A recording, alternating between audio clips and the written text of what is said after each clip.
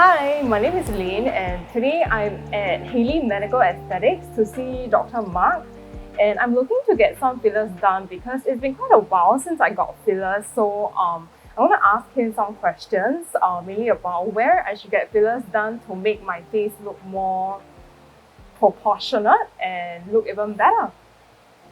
Was there anything particular you wanted to tell me about the lips? Right, okay.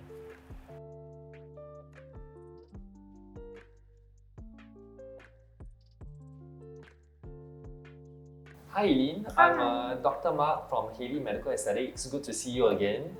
So I think we have decided that we're going to do fillers for your lips, your temples, as well as your chin. Yeah, Okay. correct. So just to clarify again, we're going to be using Juvederm Volif for your lips. Okay. We're going to use Voluma for your temples, and we're going to use Volux for your chin. Okay, so why are we using different types of fillers for different parts of the face? Yeah, that's a very good question. You see, Juvederm has a range of fillers. So the different fillers have different biomechanical properties, such as the HA concentration, okay, the cohesivity, as well as elasticity, and finally the lift capacity. So different fillers give different effects to different parts of the face. Yeah. So for the temples, we want more of a volumizing effect. For the chin, we want more of definition. We want a harder filler. And for the lips, we want more natural, something elastic and supple. Yeah. So we don't want something that's too hard, right? Okay. Yeah. So will it look unnatural if like I choose to do something that's very like with big volume on lips? Yeah. I mean, people do that. you've actually answered the question yourself. So yes, if you put a lot of volume, or you use a wrong type of filler for the wrong area, it can potentially look unnatural. So that's something that we're really careful about. And of course, I think what worries a lot of patients, because of pictures on social media, some celebrities, they look really unnatural after fillers. A huge thing to note actually is that when we're doing fillers, we're actually using relatively small amounts. So we're actually only using 1 ml of Volif for your lips, for example. And to put that in relative terms, right?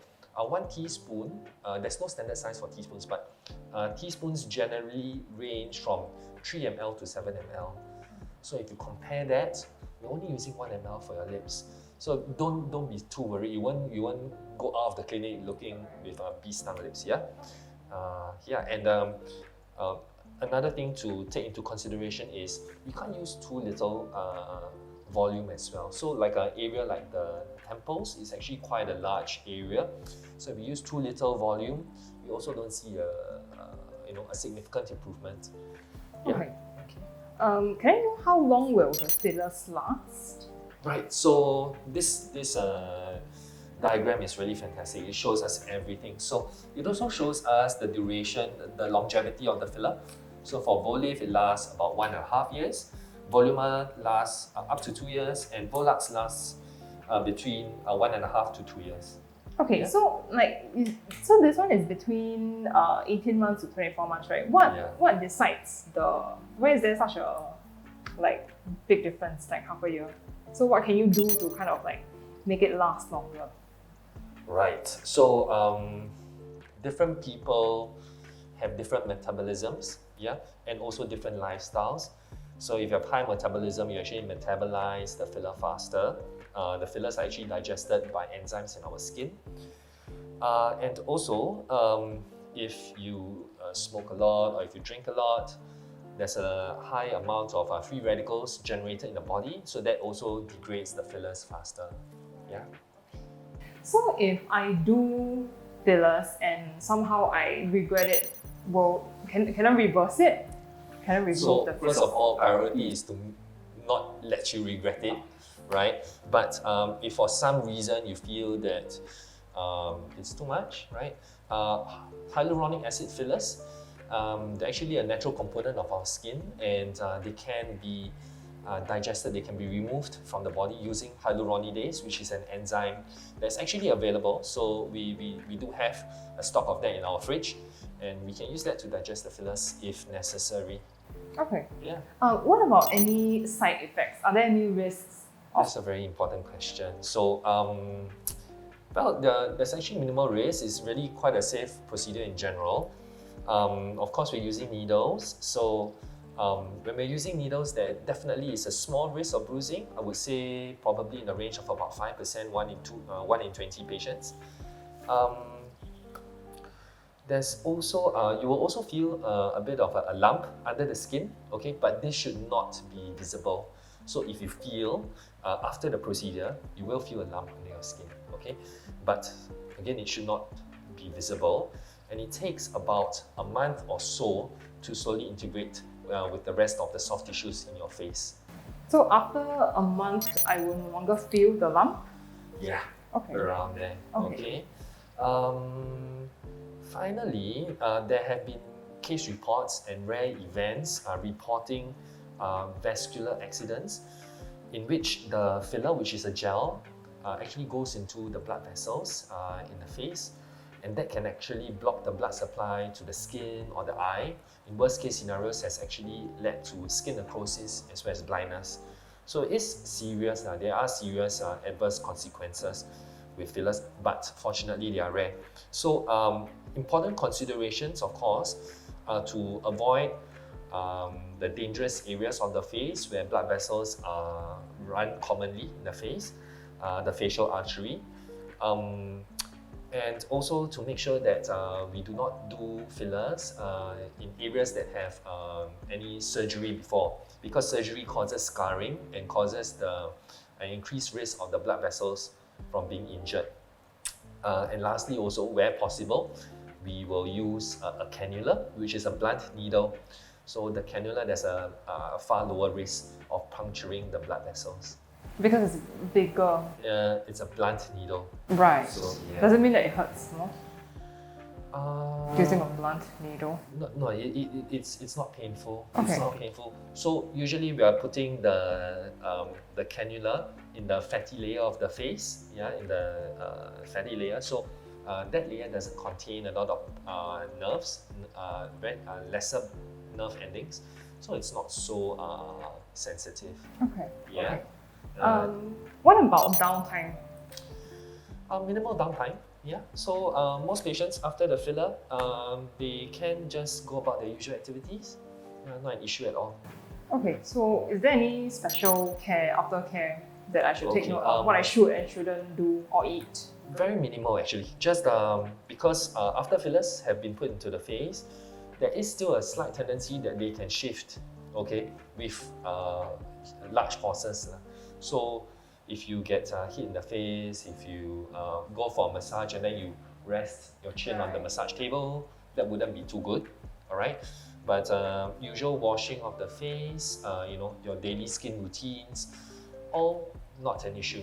So I can eat and like course you rub can. my face. Of course you can. So Yeah. what if I get, you said I cannot lie on a massage table like that, right? Yeah, Does so it you don't want to only put- apply right after fillers, or as long as I have fillers, I can't do that? Oh, right. So it's for the first at least about 2 to 3 weeks, you want to be a bit more aware of that. Okay. Yeah.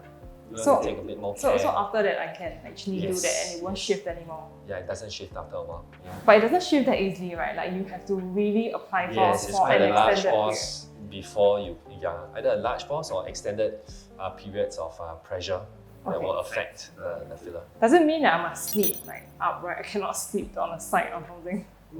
Can I lie down There are after no it? pressure areas on the sides of the face. No, that shouldn't be an issue. Because I'm Yeah. doing my temples, right?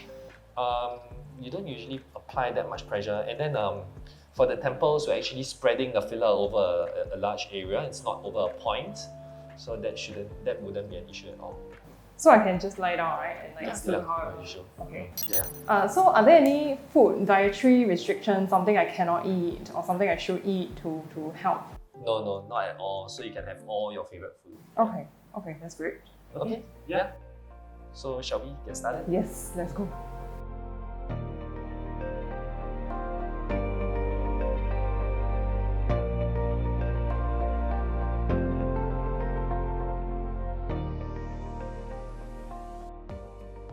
From the temples, we're going to do an entry point here, and then we're going to fill up from the entry points. So the cannula will be moving this way around.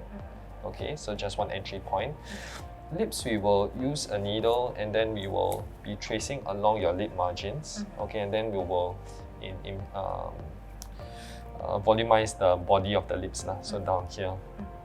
Chin, you did have some certain concerns, right? You don't want too sharp. Yeah. I want it sharp. You want it sharp. You want it very sharp. Huh? Yeah. Okay, can. So no problem. Then we'll put it more midline, lah. Yeah. Okay. All right.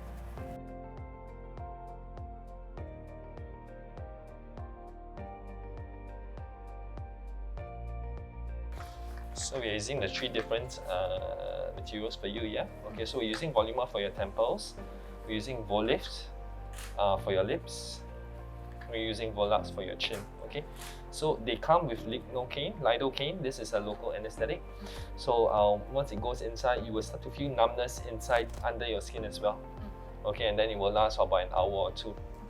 Okay?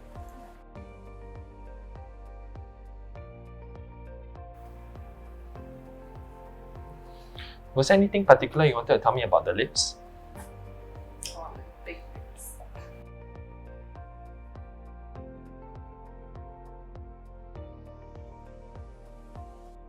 Lips will look a bit swollen, yeah.